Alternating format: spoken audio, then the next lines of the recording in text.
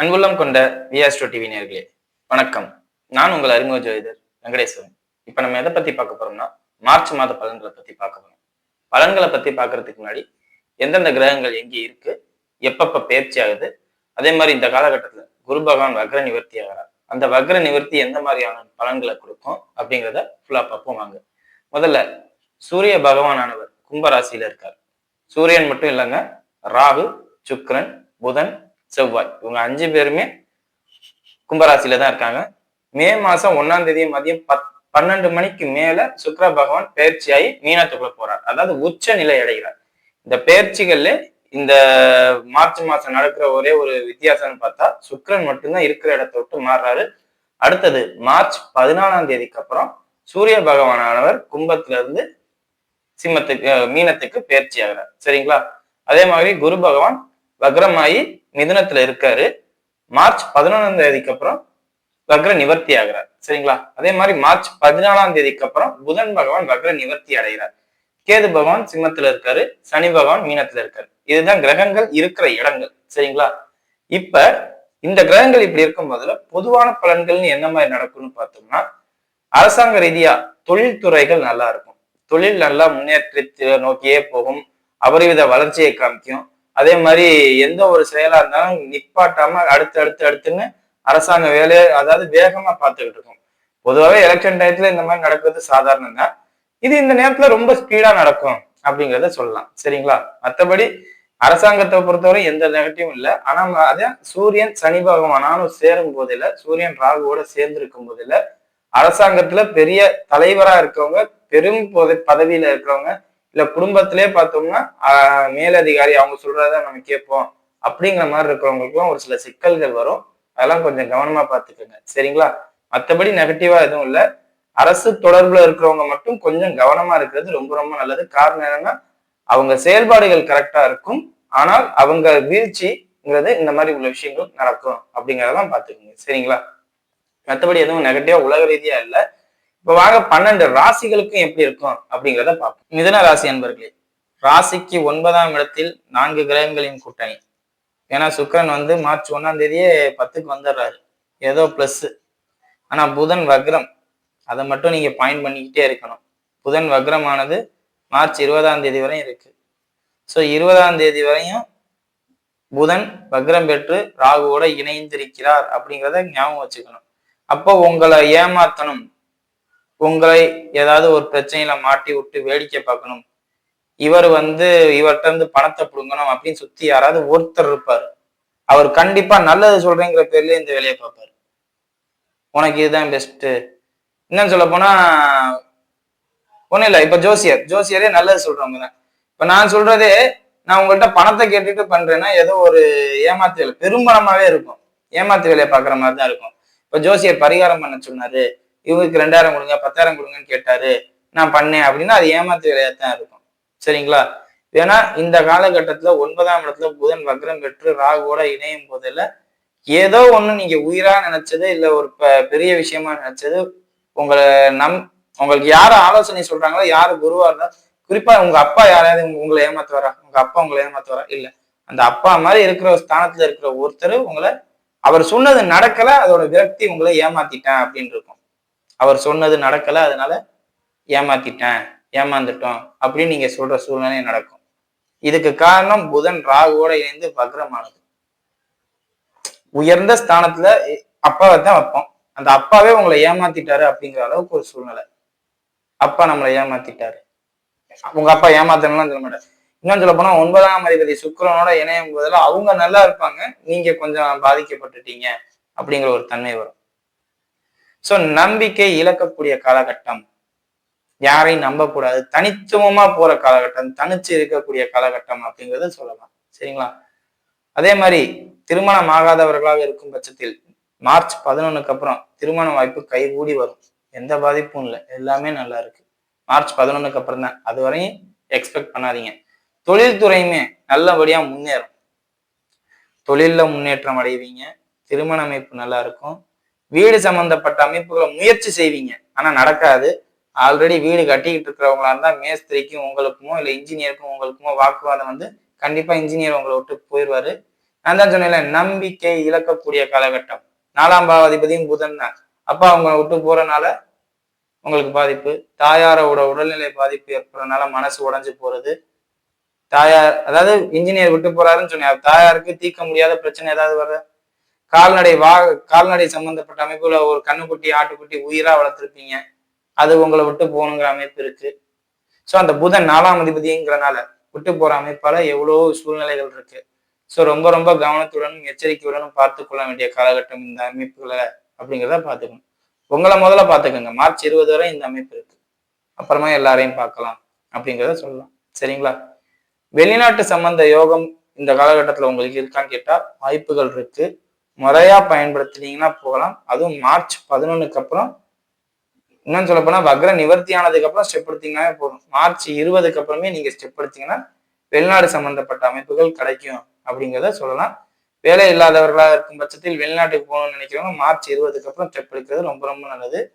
அதே மாதிரி காவல்துறை சம்பந்தப்பட்ட அமைப்புல நீங்க வேலைக்கு போகணும்னு நினைச்சீங்கன்னா இந்த காலகட்டத்துல ஸ்டெப் எடுக்கும் போதுல நிச்சயம் கிடைக்கும் அப்படிங்கிறதையும் சொல்லலாம். ஏன்னா செவ்வாய் ராகுவோட 9ஆம் இடத்துல இருக்கிறதுனால இந்த ஒரு அமைப்பை உங்களுக்கு கொடுக்கும். ஆனா பிசிக்கல் ஃபிட்னஸால உங்களுக்கு ரிஜெக்ஷன் வர்றதுக்கும் வாய்ப்பு அதிகம். காரணம் புதன் வக்ரம். மார்ச் 20க்கு அப்புறம் தான் எல்லாமே ஸ்டெப் எடுக்கணும் அப்படிங்கிறத சொல்றேன். சரிங்களா?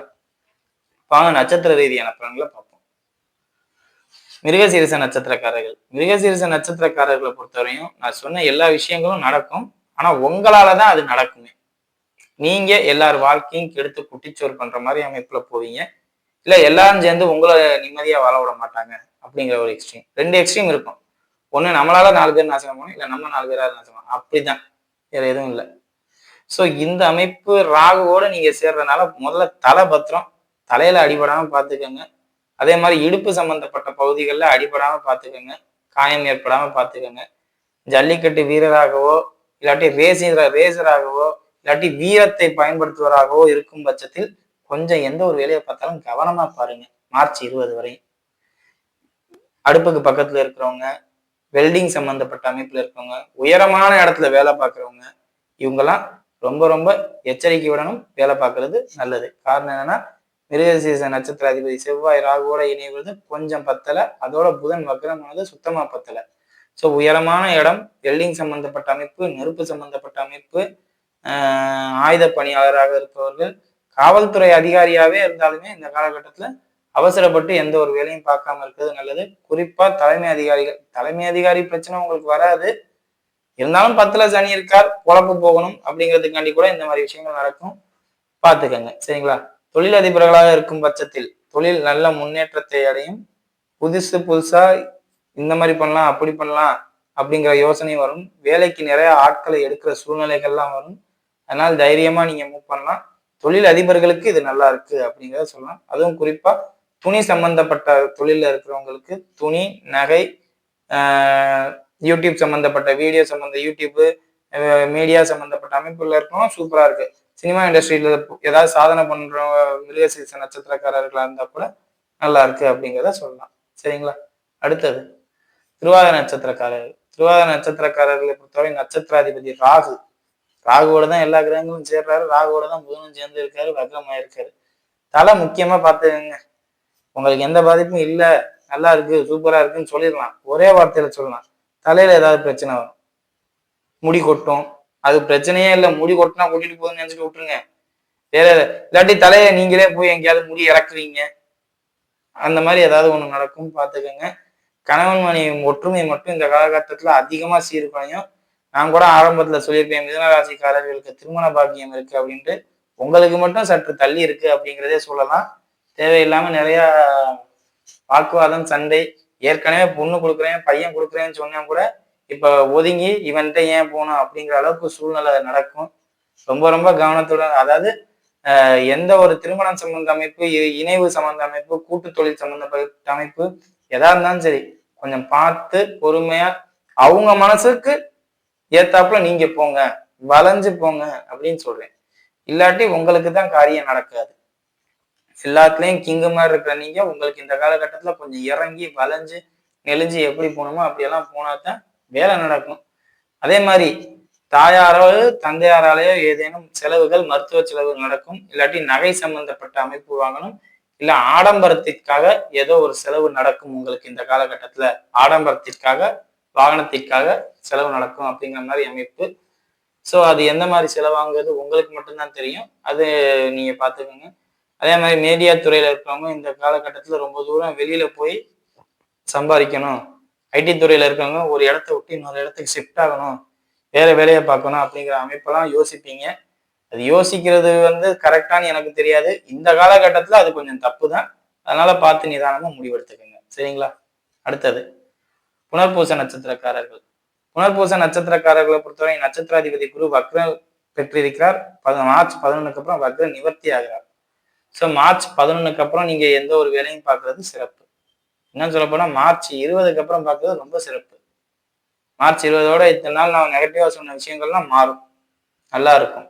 குறிப்பா ஆடிட்டரா இருக்கிறவங்க, அக்கௌண்ட்ஸா இருக்கிறவங்க, வாத்தியாரா இருக்கிறவங்க, கணக்கு துறையில கணக்கு பிள்ளையா இருக்கிறவங்க, அப்புறம் என்ன ரைட்டரா இருக்கு, போலீஸ் ஸ்டேஷன்ல ரைட்டரா இருக்கிறவங்க, ரைட்டிங் ஸ்கில்ல இருக்கிறவங்க, பேச்சாளரா இருக்கிறவங்க, எழுத்தாளர்களாக இருக்கிறவங்க, எல்லாருக்குமே சூப்பரா இருக்கும். அதாவது என் திறமைக்கு அங்கீகாரம் கிடைக்காதா அப்படின்னு ரொம்ப வேதனைப்பட்டிருப்பீங்க. அந்த ரொம்ப வேதனைகள்லாம் வெளியில கொண்டு வர நேரம் ஜெயிக்கிற நேரம், சக்சஸ் ஆகும், நினைச்சதெல்லாம் கிடைக்கும், லாபம் உண்டு, பயப்பட வேண்டாம். உங்களோட புகழ் மக்களுக்கு தெரிவிக்கப்படும். இவன் இப்படிப்பட்டவன், இவன் இவ்வளவு பெரிய ஆளு அப்படிங்கிறது மக்களுக்கு தெரிவிக்கப்படும். ஸ்கில்லபிள் பர்சன் தெரிவாங்க அப்படிங்கிறது, ஸ்கில் டேலண்ட் இவங்கெல்லாம் இருக்கிறவங்க வெளியில தெரிவாங்க புனர்பூச நட்சத்திரக்காரர்கள் அப்படிங்கிறத சொல்றேன். சரிங்களா? திருமணம் சம்பந்தப்பட்ட அமைப்பு மார்ச் கடைசியில கைகூட வாய்ப்பு இருக்கு. மார்ச் 20 தாண்டி சொன்னேன்னா இது மார்ச் 28 தாண்டி, மார்ச் கடைசி 28 வந்துச்சுன்னா 30 நாளா ஏன்டா அந்த 3 நாள் சொல்றேன். ஏன்னா அந்த காலகட்டத்துலதான் இந்த அமைப்பு வலுவா இருக்கு. அதுவரை எங்களுக்கு வலுவா இல்லை. சோ அந்த காலகட்டம் வர வரையும் வெயிட் பண்ணி பார்க்கறது நல்லது. புனர்பூச நட்சத்திரக்காரர்கள் வேலை இல்லாதவர்களாக இருக்கும் பட்சத்தில் வேலை சம்பந்தப்பட்ட அமைப்புகளை பொறுத்தவரையும் லேபர் ஒர்க்கும் அதே மாதிரி சிஸ்டம் ரிலேட்டட் ஒர்க்கும் தான் கிடைக்கும். அதாவது கம்ப்யூட்டர்ல வேலை பார்க்கறதே அந்த உங்க இப்போ ஒன்றும் இல்லை, பிடெக் ஐடி இல்லை பி கம்ப்யூட்டர் சயின்ஸ் இந்த மாதிரி பெரிய படிப்பை படிச்சுட்டு சாதாரண கிளர்க்கு கம்ப்யூட்டர்ல பார்ப்பாங்கல்ல, அந்த மாதிரி வேலையை பார்ப்பீங்க. கிளர்க்கு பார்க்குற வேலையை, டேட்டா என்ட்ரி வேலையை பார்த்துக்கிட்டு இருப்பீங்க. ஸோ இந்த மாதிரி தான் கிடைக்கும். உங்களோட தகுதிக்கேற்ற வேலை இந்த காலகட்டத்தில் கிடைக்காது. இருந்தாலும் பரவாயில்லன்னு போனீங்கன்னா உங்களுக்கு வருமானம் உண்டு அப்படிங்கிறதுல எந்த மாற்றமும் இல்லை. சரிங்களா? வீடியோ இப்போதான் ஃபர்ஸ்ட் டைம் பார்க்குறதா லைக்ஸ் பண்ணுங்க, ஷேர் பண்ணுங்க, கமெண்ட் பண்ணுங்க, சேனலை மறக்காம சப்ஸ்கிரைப் பண்ணுங்க. வேறு எதுவும் ஜோதிட ஆலோசனைக்கு கீழே உள்ள நம்பருக்கு கால் பண்ணுங்க. நன்றி.